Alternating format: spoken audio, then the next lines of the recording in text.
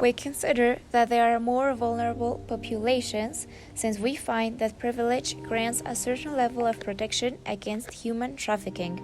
This, for example, can be seen in circumstances such as the difference in life situations of women in Mexico.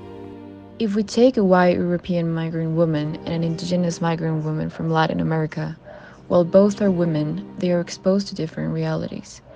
If the indigenous woman was to be a victim of human trafficking, she would not only be a victim of this crime, but would also be vulnerable to discrimination when seeking for justice.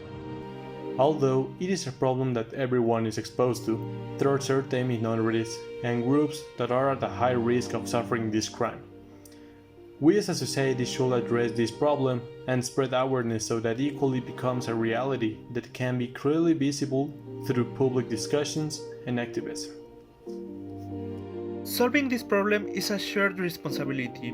Due to the level of exposition and danger that it involves, it requires action from everyone to see consistent and progressive improvements. Engineering can contribute by innovating systems, products that can help detect human traffic. In addition to providing different forms of learning and integration of vulnerable groups to prevent and learn innovation and technology methodologies. Despite not having stable implementation for effective solutions, the creation of new ways or forms of inclusion in technology fields is possible.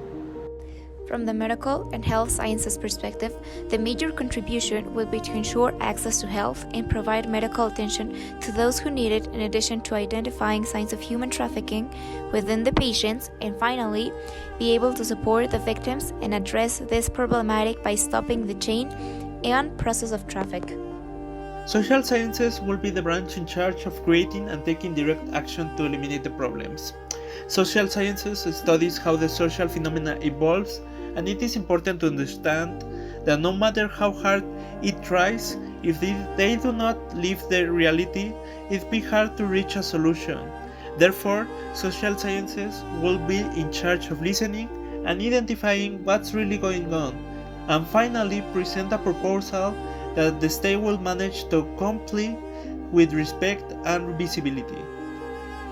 For the part of creative studies, the major contribution we can give is to increase the exposition of the topic in different media.